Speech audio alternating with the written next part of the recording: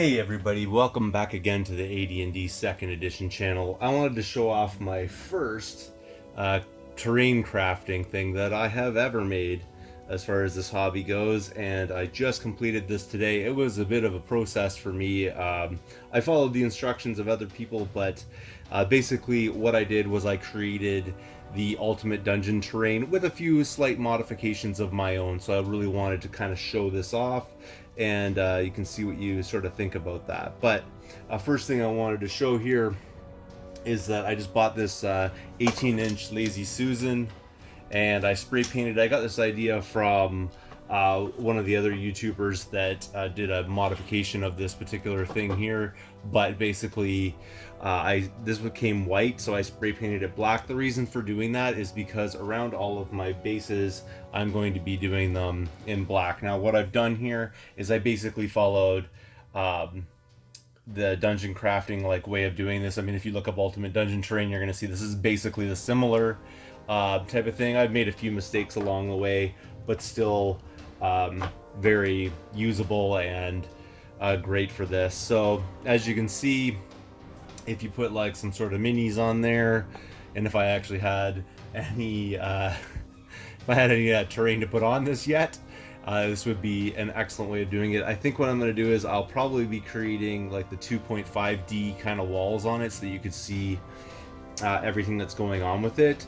One different modification that I've made to this is I have also double-sided it. So if you flip it over, now you have like a Grasslands kind of thing, and you can set this up with different terrain of different kinds. So there you go right there. The reason why I've created this essentially is because I have plans of bringing Dungeons and Dragons to my school. I thought this would be the most convenient way of doing it, and it's quite a large space. I mean, it is 18 inches in diameter, so it is a pretty big Lazy Susan, and overall in all, it didn't cost me too much. Now, to do this side right here, which if you want to watch the Ultimate Dungeon Terrain video, I'll link it down below, obviously. That's how I did the previous side with some slight alterations, but essentially it was the exact same thing. This, on the other hand, what I did was I used kitty litter to do this, and I painted it green essentially.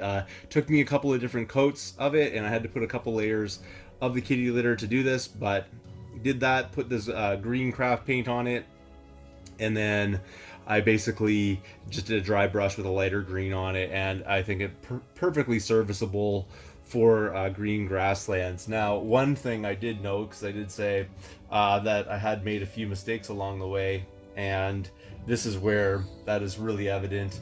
But fortunately, the side of this gets covered. Now, if you're working with this and you do go to seal it, you have to follow the instructions exactly, because it needs some sort of coating before you spray it with some sort of varnish. Because I did not do that. Just on the sides here, I just painted it black, and then I did not do that, and you can see how like bumpy and melted it is. I think the propellant in the spray sealer basically melted the foam board. What remained, because this was Mod Podged with black paint, and this was glue, like basically a glue surface. What ended up happening here was these two sides, you can see like the indent there, these two sides survived, but the side of it did not.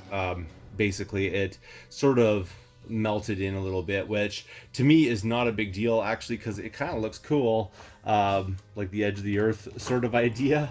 But there you go right there, and when it's sitting on the Lazy Susan, you can't even barely see it, so it really has no overall effect on the end result of everything. So that being said, this is what I'm planning to do in the future. I was looking for suggestions from you guys. If there's anything that I should be doing for, different terrain, this is what I've got so far. So I've got like I said, I've got the green, and I've got basically the dungeon, or if you wanted to use it, I guess you could use it for like castle or something like that, tiles.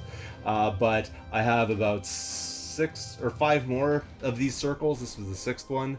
5 more of these circles, and I'm going to double side all of them. So if you have any suggestions, I was thinking doing something like winter terrain.